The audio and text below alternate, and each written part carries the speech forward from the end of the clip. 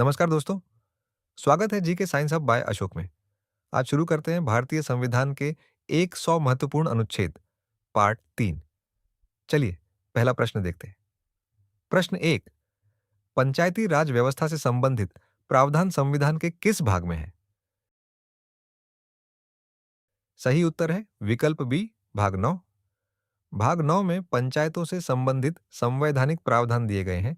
इसे 73वें संविधान संशोधन अधिनियम 1992 द्वारा जोड़ा गया था। प्रश्न 2, ग्राम सभा से संबंधित प्रावधान किस अनुच्छेद में है? सही उत्तर है विकल्प बी, अनुच्छेद 243 ए। अनुच्छेद 243 ए ग्राम सभा की शक्तियों और कार्यों से संबंधित है। ग्राम सभा में संबंधित ग्राम क्षेत्र की मतदाता सूची में पंजीकृत व्यक्ति शामिल होते हैं। प्रश्न 3, पंचायतों के गठन का प्रावधान किस अनुच्छेद में है? सही उत्तर है विकल्प बी, अनुच्छेद 243 बी। अनुच्छेद 243 बी राज्यों में ग्राम, मध्यवर्ती और जिला स्तर पर पंचायतों के गठन का प्रावधान करता है।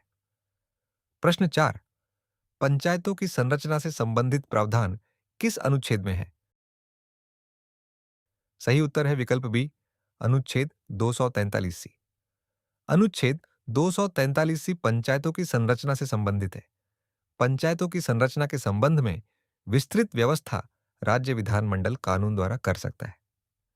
प्रश्न 5, पंचायतों में आरक्षण से संबंधित प्रावधान किस अनुच्छेद में है? सही उत्तर है विकल्प बी, अनुच्छेद 243 डी। अनुच्छेद 243 डी पंचायतों में अनुसूचित जातियों और अनुसूचित जनजातियों के लिए सीटों के आरक्षण तथा महिलाओं के लिए आरक्षण का संवैधानिक आधार देता है। प्रश्न 6, पंचायत का सामान्य कार्यकाल कितना होता है? सही उत्तर है विकल्प सी, 5 वर्ष। अनुच्छेद 243 ई के अनुसार पंचायत का सामान्य कार्यकाल 5 वर्ष होता है। संविधान में निर्धारित परिस्थितियों में पंचायत को पहले भी भंग किया जा सकता है। प्रश्न 7, पंचायत सदस्य की अयोग्यता से संबंधित प्रावधान किस अनुच्छेद में है? सही उत्तर है विकल्प सी, अनुच्छेद 243 एफ। अनुच्छेद 243 एफ पंचायत की सदस्यता के लिए अयोग्यताओं से संबंधित है। इसमें राज्य विधानमंडल द्वारा निर्धारित अयोग्यताएं भी शामिल हो सकती है। प्रश्न 8, पंचायतों को आर्थिक विकास और सामाजिक न्याय की योजनाएं तैयार करने की शक्ति किस अनुच्छेद से संबंधित है? सही उत्तर है विकल्प बी, अनुच्छेद 243 जी।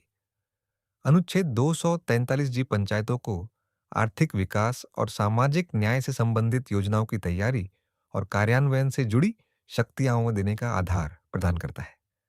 प्रश्न 9, पंचायतों को कर लगाने और निधि बनाने से संबंधित प्रावधान किस अनुच्छेद में है? सही उत्तर है विकल्प बी, अनुच्छेद 243 एच।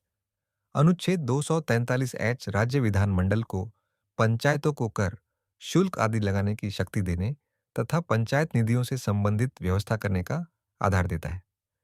प्रश्न 10, राज्य वित्त आयोग द्वारा पंचायतों की वित्तीय स्थिति की समीक्षा से संबंधित प्रावधान किस अनुच्छेद में है?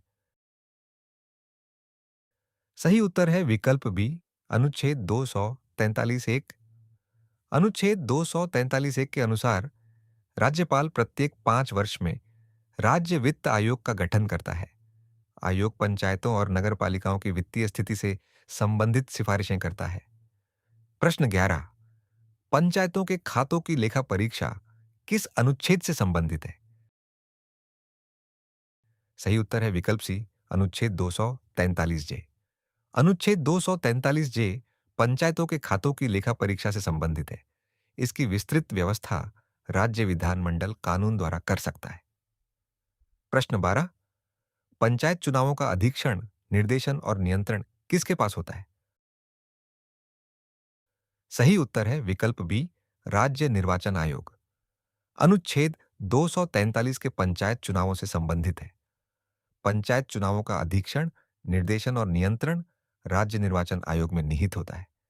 प्रश्न 13, पंचायतों से संबंधित संवैधानिक प्रावधान संघ राज्य क्षेत्रों पर लागू करने का प्रावधान किस अनुच्छेद में है?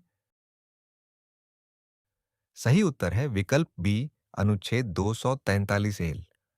अनुच्छेद 243 एल पंचायतों से संबंधित प्रावधानों के संघ राज्य क्षेत्रों पर लागू होने से संबंधित है। प्रश्न 14, पंचायतों से संबंधित भाग कुछ विशेष क्षेत्रों में लागू नहीं होगा, यह किस अनुच्छेद में है? सही उत्तर है विकल्प बी, अनुच्छेद 243 एम। अनुच्छेद 243 एम कुछ विशेष क्षेत्रों और कुछ राज्यों के संबंध में पंचायतों वाले भाग के अपवादों को निर्धारित करता है। प्रश्न 15, पंचायत चुनावों में न्यायालयों के हस्तक्षेप पर रोक किस अनुच्छेद में है? सही उत्तर है विकल्प सी, अनुच्छेद 243 ओ। अनुच्छेद 243 ओ पंचायत चुनावों से संबंधित निर्वाचन मामलों में न्यायालयों के हस्तक्षेप पर संवैधानिक प्रतिबंध लगाता है। प्रश्न 16, नगर पालिकाओं से संबंधित प्रावधान संविधान के किस भाग में है? सही उत्तर है विकल्प सी, भाग 9 ए। नगर पालिकाओं से संबंधित संवैधानिक प्रावधान भाग 9 ए में है। इन्हें 74वें संविधान संशोधन अधिनियम 1992 द्वारा जोड़ा गया था। प्रश्न 17, नगर पालिकाओं की परिभाषाओं से संबंधित अनुच्छेद कौन सा है? सही उत्तर है विकल्प ए, अनुच्छेद 243 बी। अनुच्छेद 243 बी में नगर पालिकाओं से संबंधित महत्वपूर्ण शब्दों और परिभाषाओं का उल्लेख है। प्रश्न 18, नगर पालिकाओं के गठन से संबंधित प्रावधान किस अनुच्छेद में है? सही उत्तर है विकल्प बी, अनुच्छेद 243 क्यू। अनुच्छेद 243 क्यू में नगर पंचायत, नगर पालिका परिषद और नगर निगम की संवैधानिक व्यवस्था की गई है। प्रश्न 19, नगर पालिकाओं की संरचना से संबंधित प्रावधान किस अनुच्छेद में है?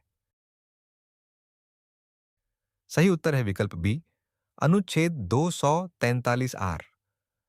अनुच्छेद 243 आर नगर पालिकाओं की संरचना से संबंधित है और इसमें नगर क्षेत्र के निर्वाचन क्षेत्रों से चुने गए प्रतिनिधियों की व्यवस्था शामिल है। प्रश्न 20, वार्ड समितियों से संबंधित प्रावधान किस अनुच्छेद में है? सही उत्तर है विकल्प बी, अनुच्छेद 243 एस। अनुच्छेद 243 एस वार्ड समितियों के गठन और संरचना से संबंधित है। 3 लाख या उससे अधिक आबादी वाली नगर पालिका में वार्ड समितियों के गठन का प्रावधान है। प्रश्न 21, नगर पालिकाओं में आरक्षण से संबंधित प्रावधान किस अनुच्छेद में है? सही उत्तर है विकल्प बी, अनुच्छेद 243 टी। अनुच्छेद 243 टी नगर पालिकाओं में अनुसूचित जाति, अनुसूचित जनजाति और महिलाओं के लिए सीटों के आरक्षण से संबंधित है। प्रश्न 22, नगर पालिका का सामान्य कार्यकाल कितना होता है? सही उत्तर है विकल्प सी, 5 वर्ष। अनुच्छेद 243 यू के अनुसार नगर पालिका का सामान्य कार्यकाल 5 वर्ष होता है। प्रश्न 23, नगर पालिका सदस्य की अयोग्यता से संबंधित अनुच्छेद कौन सा है? सही उत्तर है विकल्प सी, अनुच्छेद 243वीं। अनुच्छेद 243वीं नगर पालिकाओं की सदस्यता के लिए अयोग्यताओं से संबंधित है। प्रश्न 24, नगर पालिकाओं को आर्थिक विकास और सामाजिक न्याय की योजनाओं के संबंध में शक्तियां किस अनुच्छेद से मिलती है? सही उत्तर है विकल्प बी, अनुच्छेद 243 डब्ल्यू। अनुच्छेद 243 डब्ल्यू नगर पालिकाओं को आर्थिक विकास और सामाजिक न्याय से संबंधित कार्यों और योजनाओं की जिम्मेदारी देने का आधार प्रदान करता है। प्रश्न 25, नगर पालिकाओं को कर लगाने की शक्ति किस अनुच्छेद से संबंधित है? सही उत्तर है विकल्प बी, अनुच्छेद 243 एक्स। अनुच्छेद 243 एक्स राज्य विधानमंडल द्वारा नगर पालिकाओं को कर, शुल्क और फीस लगाने तथा नगर पालिका निधियों से संबंधित व्यवस्था करने का आधार देता है। प्रश्न 26, नगर पालिकाओं की वित्तीय स्थिति की समीक्षा से संबंधित प्रावधान किस अनुच्छेद में है? सही उत्तर है विकल्प बी, अनुच्छेद 243 वाई। अनुच्छेद 243 वाई राज्य वित्त आयोग की सिफारिशों को नगर पालिकाओं की वित्तीय स्थिति से जोड़ता है। प्रश्न 27। नगर पालिकाओं के खातों की लेखा परीक्षा किस अनुच्छेद में है? सही उत्तर है विकल्प बी, अनुच्छेद 243 जेड। अनुच्छेद 243 जेड नगर पालिकाओं के खातों की लेखा परीक्षा से संबंधित है। प्रश्न 28। नगर पालिका चुनावों का नियंत्रण किसके पास होता है? सही उत्तर है विकल्प बी, राज्य निर्वाचन आयोग। अनुच्छेद 243 जेड ए के अनुसार नगरपालिकाओं के चुनावों का अधीक्षण, निर्देशन और नियंत्रण राज्य निर्वाचन आयोग में निहित है। प्रश्न 29। जिला योजना समिति से संबंधित अनुच्छेद कौन सा है? सही उत्तर है विकल्प बी, अनुच्छेद 243 जेड डी। जिला योजना समिति पंचायतों और नगर पालिकाओं द्वारा तैयार योजनाओं को समेकित करके पूरे जिले के लिए विकास योजना का प्रारूप तैयार करती है। प्रश्न 30। महानगर योजना समिति से संबंधित अनुच्छेद कौन सा है? सही उत्तर है विकल्प बी, अनुच्छेद 243 जेडी। अनुच्छेद 243 जेडी महानगरीय क्षेत्र के लिए विकास योजना तैयार करने हेतु महानगर योजना समिति से संबंधित है। दोस्तों, अगर अभी तक आपको ये प्रश्न उपयोगी लग रहे हैं तो वीडियो को लाइक जरूर करें और जी के साइंस हब बाय अशोक को सब्सक्राइब कर लें। इससे हमें ऐसे ही परीक्षा उपयोगी प्रश्न बनाने की प्रेरणा मिलती है। प्रश्न 31। सहकारी समितियों से संबंधित प्रावधान संविधान के किस भाग में है? सही उत्तर है विकल्प सी, भाग 9 बी। सहकारी समितियों से संबंधित प्रावधान भाग 9 बी में है। इसे 97वें संविधान संशोधन अधिनियम 2011 द्वारा संविधान में जोड़ा गया था। ये संशोधन 2013 में प्रभावी हुआ। प्रश्न 32। सहकारी समितियों के गठन और निगमन से संबंधित अनुच्छेद कौन सा है? सही उत्तर है विकल्प बी, अनुच्छेद 243 जेड आई। अनुच्छेद 243 जेड आई सहकारी समितियों के निगमन, विनियमन और संचालन से संबंधित संवैधानिक व्यवस्था का आधार है। प्रश्न 33। सहकारी समिति के बोर्ड के सदस्यों की संख्या और कार्यकाल से संबंधित अनुच्छेद कौन सा है? सही उत्तर है विकल्प बी, अनुच्छेद 243 जेड जे। अनुच्छेद 243 जेड जे बोर्ड के सदस्यों की संख्या और पदाधिकारियों के कार्यकाल से संबंधित प्रावधान देता है। प्रश्न 34। सहकारी समितियों के बोर्ड के सदस्यों के निर्वाचन से संबंधित अनुच्छेद कौन सा है? सही उत्तर है विकल्प बी, अनुच्छेद 243 जेड के। अनुच्छेद 243 जेड के सहकारी समितियों के बोर्ड के सदस्यों के निर्वाचन से संबंधित है। प्रश्न 35। सहकारी समिति के बोर्ड के अधिक्रमण या निलंबन से संबंधित अनुच्छेद कौन सा है? सही उत्तर है विकल्प बी, अनुच्छेद 243 जेड एल। अनुच्छेद 243 जेड एल बोर्ड के अधिक्रमण या निलंबन तथा अंतरिम प्रबंधन से संबंधित प्रावधान देता है। प्रश्न 36। सहकारी समितियों के खातों की लेखा परीक्षा किस अनुच्छेद में है?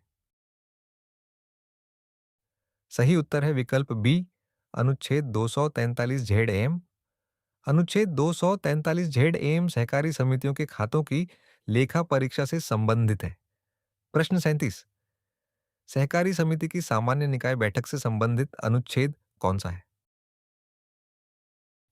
सही उत्तर है विकल्प बी, अनुच्छेद 243 जेड एन। अनुच्छेद 243 जेड एन सामान्य निकाय की बैठकों के आयोजन से संबंधित है। यह सहकारी संस्था में सदस्यों की भागीदारी से जुड़ा महत्वपूर्ण प्रावधान है। प्रश्न 38। सहकारी समिति के सदस्य को सूचना प्राप्त करने के अधिकार से संबंधित अनुच्छेद कौन सा है? सही उत्तर है विकल्प बी, अनुच्छेद 243 जेडो।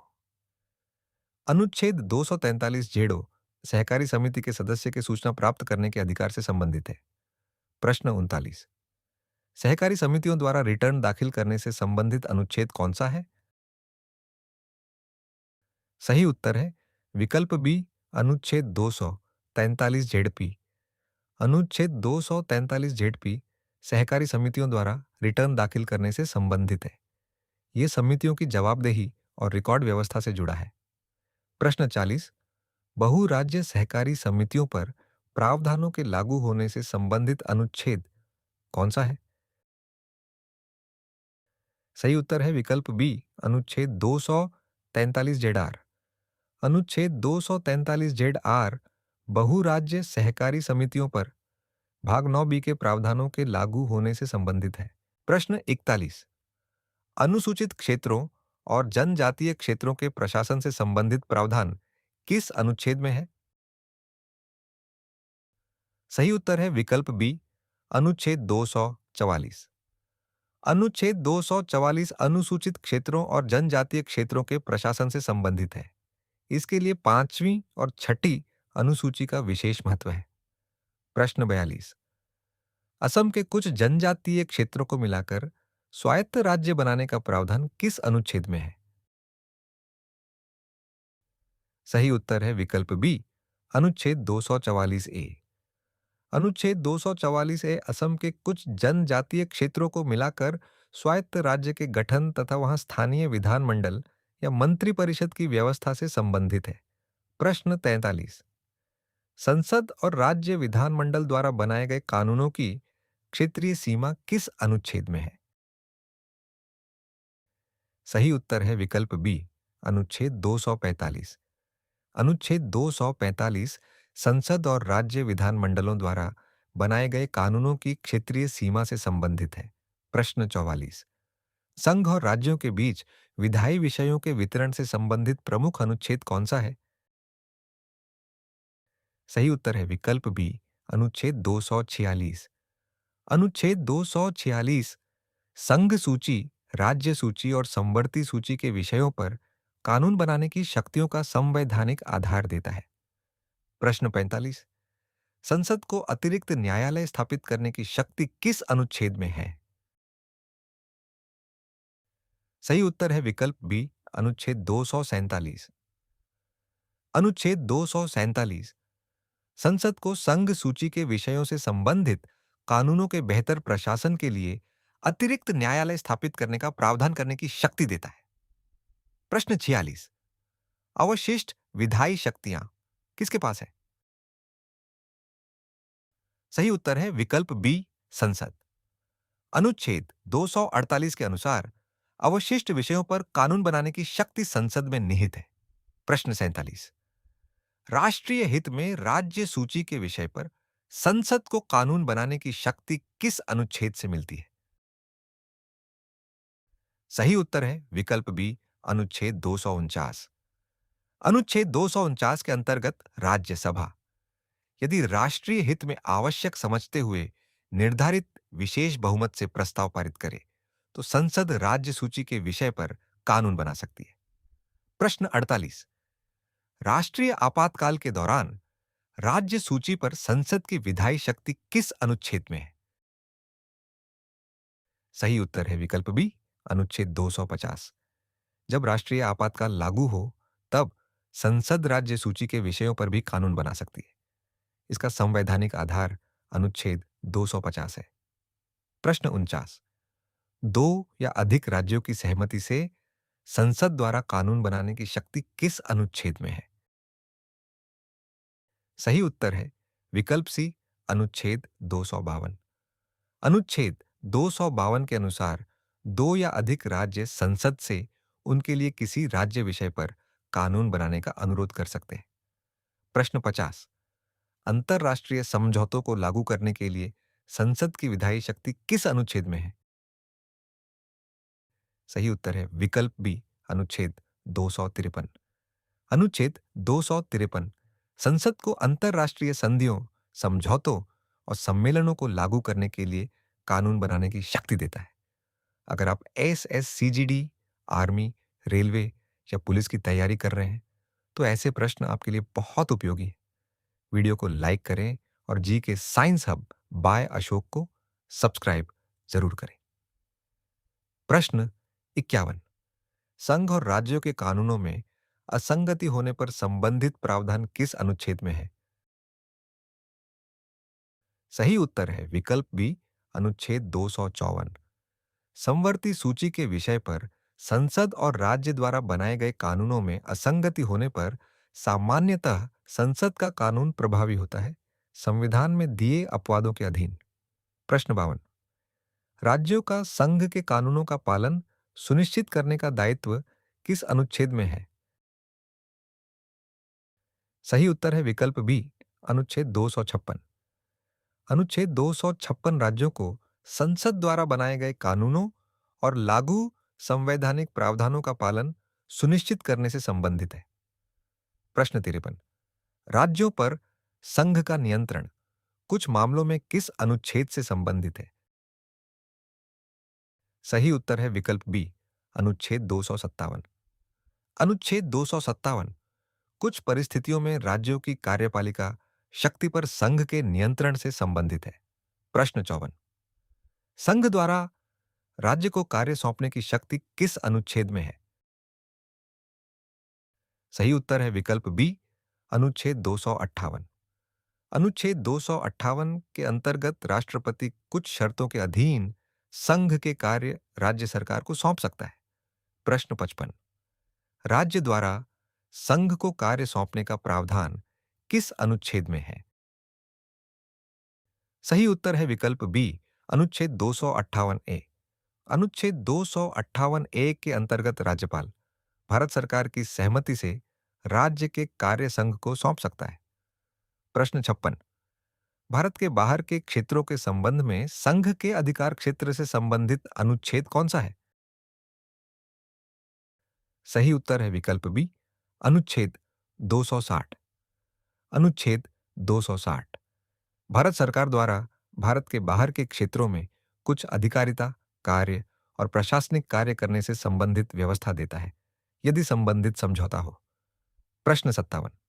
सार्वजनिक कार्यों, अभिलेखों और न्यायिक कार्यवाहियों को पूरे भारत में मान्यता किस अनुच्छेद से संबंधित है? सही उत्तर है विकल्प बी, अनुच्छेद 261। अनुच्छेद 261 संघ और राज्यों के सार्वजनिक कार्यों, अभिलेखों और न्यायिक कार्यवाहियों को पूरे भारत में मान्यता देने से संबंधित है। प्रश्न 58।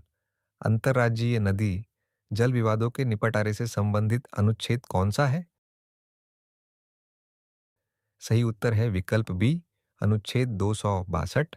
अनुच्छेद 262 संसद को अंतर्राज्यीय नदियों या नदी घाटियों के जल विवादों के न्याय निर्णयन के लिए कानून बनाने की शक्ति देता है। प्रश्न 59। अंतर्राज्यीय परिषद से संबंधित अनुच्छेद कौन सा है? सही उत्तर है विकल्प बी, अनुच्छेद 263। अनुच्छेद 263 राष्ट्रपति को अंतर्राज्यीय परिषद स्थापित करने की व्यवस्था करने की शक्ति देता है, जब सार्वजनिक हित में इसकी आवश्यकता हो। प्रश्न 60। किसी कर को कानून के प्राधिकार के बिना नहीं लगाया जा सकता, ये किस अनुच्छेद में है? सही उत्तर है विकल्प बी, अनुच्छेद 265। अनुच्छेद 265 का मूल सिद्धांत है कि कोई भी कर कानून के प्राधिकार के बिना न तो लगाया जा सकता है और न ही वसूला जा सकता है। प्रश्न 61।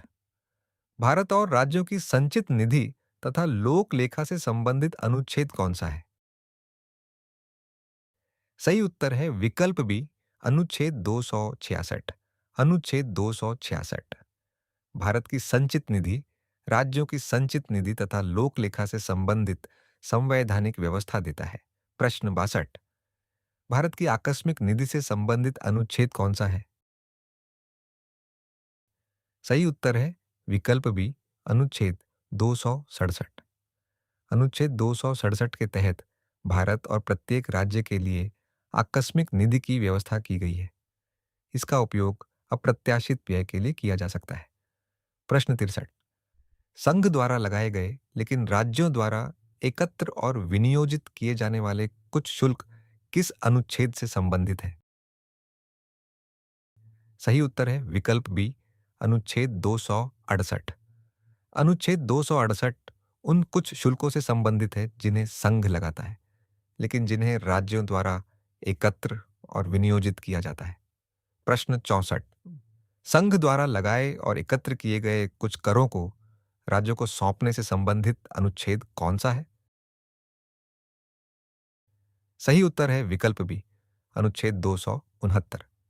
अनुच्छेद 269 उन करों से संबंधित है जिन्हें संघ लगाता और एकत्र करता है, लेकिन संविधान के अनुसार राज्यों को सौंपता है। प्रश्न 65। संघ और राज्यों के बीच करों के वितरण का प्रमुख अनुच्छेद कौन सा है? सही उत्तर है विकल्प बी, अनुच्छेद 270।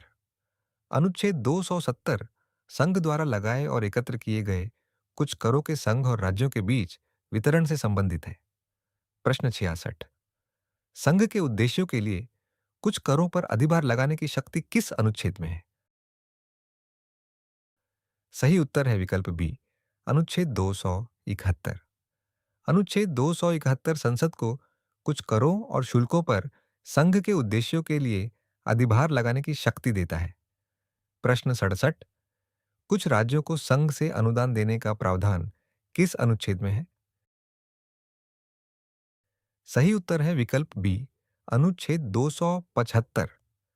अनुच्छेद 275 के तहत संसद राज्यों को आवश्यकता और विशेष रूप से अनुसूचित जनजातियों के कल्याण तथा अनुसूचित क्षेत्रों के प्रशासन के लिए अनुदान देने की व्यवस्था कर सकती है। प्रश्न 68। व्यवसायों, व्यापारों और रोजगारों पर कर लगाने से संबंधित अनुच्छेद कौन सा है? सही उत्तर है विकल्प बी, अनुच्छेद 276। अनुच्छेद 276 राज्यों और स्थानीय प्राधिकारियों द्वारा व्यवसायों, व्यापारों, आजीविकाओं और रोजगारों पर कर लगाने से संबंधित है। प्रश्न 69। राज्यों की उधार लेने की शक्ति किस अनुच्छेद में है? सही उत्तर है विकल्प बी, अनुच्छेद 293। अनुच्छेद 293 राज्यों की उधार लेने की शक्ति से संबंधित है। ये शक्ति संविधान में निर्धारित शर्तों के अधीन होती है। प्रश्न 70। संघ सरकार की उधार लेने की शक्ति किस अनुच्छेद में है? सही उत्तर है विकल्प बी, अनुच्छेद 292। अनुच्छेद 292 भारत सरकार की उधार लेने की शक्ति से संबंधित है। यह संसद द्वारा बनाए गए कानूनों द्वारा निर्धारित सीमाओं के अधीन है। प्रश्न 71। संघ और राज्यों के बीच व्यापार और वाणिज्य की स्वतंत्रता किस अनुच्छेद में है? सही उत्तर है विकल्प बी, अनुच्छेद 301। अनुच्छेद 301 भारत के पूरे क्षेत्र में व्यापार, वाणिज्य और आवागमन की स्वतंत्रता का संवैधानिक आधार देता है, लेकिन संविधान में निर्धारित प्रतिबंध लागू हो सकते हैं। प्रश्न 72। व्यापार और वाणिज्य पर प्रतिबंध लगाने की संसद की शक्ति किस अनुच्छेद में है?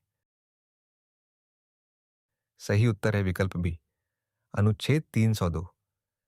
अनुच्छेद 302 संसद को सार्वजनिक हित में व्यापार, वाणिज्य और आवागमन पर प्रतिबंध लगाने की शक्ति देता है। प्रश्न 73।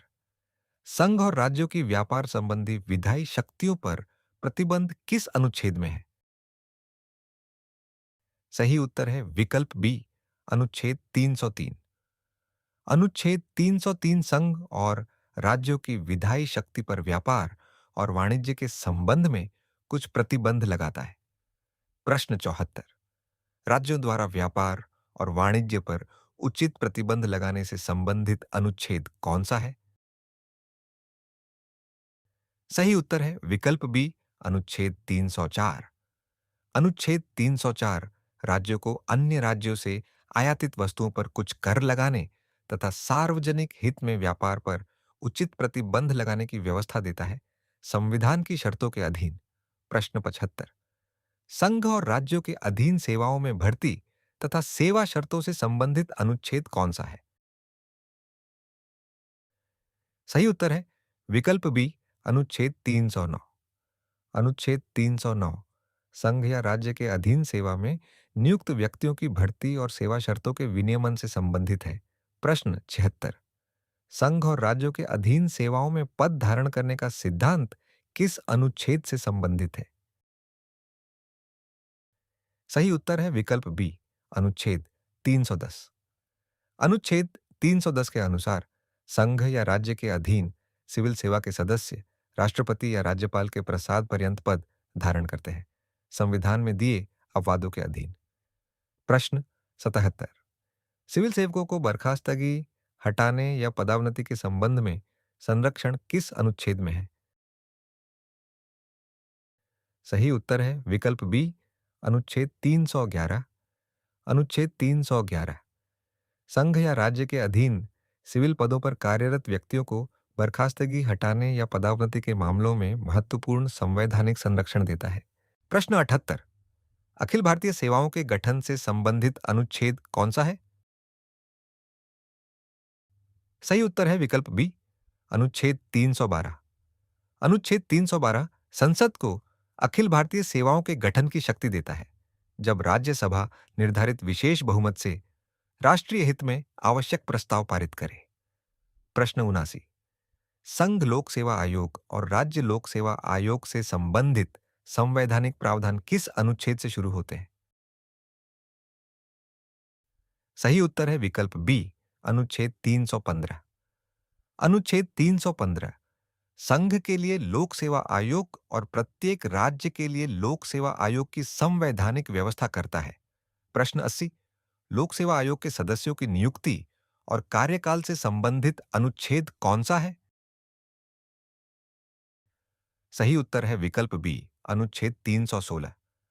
अनुच्छेद 316 लोक सेवा आयोग के अध्यक्ष और सदस्यों की नियुक्ति तथा उनके कार्यकाल से संबंधित है।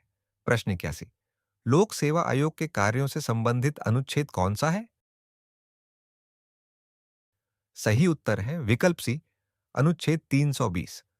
अनुच्छेद 320 लोक सेवा आयोग के प्रमुख कार्यों से संबंधित है, जिनमें भर्ती संबंधी परीक्षाएं आयोजित करना और नियुक्तियों से संबंधित मामलों पर सलाह देना शामिल है। प्रश्न 82, प्रशासनिक अधिकरणों से संबंधित प्रावधान किस अनुच्छेद में है? सही उत्तर है विकल्प सी, अनुच्छेद 323 ए। अनुच्छेद 323 ए प्रशासनिक अधिकरणों से संबंधित है। इनका संबंध मुख्यतः भर्ती और सेवा शर्तों से जुड़े विवादों से होता है।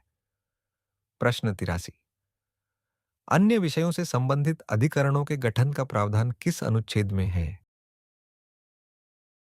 सही उत्तर है विकल्प बी, अनुच्छेद 323 बी। अनुच्छेद 323 बी विभिन्न निर्दिष्ट विषयों जैसे कराधान, भूमि सुधार और अन्य मामलों से संबंधित अधिकरणों की व्यवस्था से जुड़ा है। प्रश्न 84, भारत में चुनावों के अधीक्षण, निर्देशन और नियंत्रण की शक्ति किस संवैधानिक संस्था में निहित है? सही उत्तर है विकल्प बी, निर्वाचन आयोग। अनुच्छेद 324 निर्वाचन आयोग को संसद और राज्य विधान मंडलों के चुनावों तथा राष्ट्रपति और उपराष्ट्रपति के चुनावों के संबंध में अधीक्षण, निर्देशन और नियंत्रण की शक्ति देता है। प्रश्न 85, किसी व्यक्ति को धर्म, मूल वंश, जाति या लिंग के आधार पर मतदाता सूची से बाहर रखने पर रोक किस अनुच्छेद में है? सही उत्तर है विकल्प बी, अनुच्छेद 325। अनुच्छेद 325 किसी व्यक्ति को केवल धर्म, मूल वंश, जाति या लिंग के आधार पर किसी विशेष निर्वाचन सूची में शामिल होने से अयोग्य ठहराने पर रोक लगाता है। प्रश्न 86, लोकसभा और राज्य विधानसभाओं के चुनाव किस आधार पर होते हैं? सही उत्तर है विकल्प बी, वयस्क मताधिकार। अनुच्छेद 326 लोकसभा और राज्य विधानसभाओं के चुनावों को वयस्क मताधिकार के आधार पर आयोजित करने का प्रावधान करता है। प्रश्न 87, विधायिकाओं के चुनावों के संबंध में संसद की कानून बनाने की शक्ति किस अनुच्छेद में है? सही उत्तर है विकल्प बी, अनुच्छेद 327। अनुच्छेद 327 संसद को संसद और राज्य विधानमंडलों के चुनावों से संबंधित विषयों पर कानून बनाने की शक्ति देता है। प्रश्न 88, राज्य विधानमंडल को अपने चुनावों से संबंधित कानून बनाने की शक्ति किस अनुच्छेद में है? सही उत्तर है विकल्प बी, अनुच्छेद 328। अनुच्छेद 328 राज्य विधानमंडल को अपने विधानमंडल के चुनावों से संबंधित कुछ विषयों पर कानून बनाने की शक्ति देता है, जहां संसद ने प्रावधान नहीं किया हो। प्रश्न 89, निर्वाचन मामलों में न्यायालयों के हस्तक्षेप पर सामान्य संवैधानिक रोक किस अनुच्छेद में है? सही उत्तर है विकल्प सी, अनुच्छेद 329।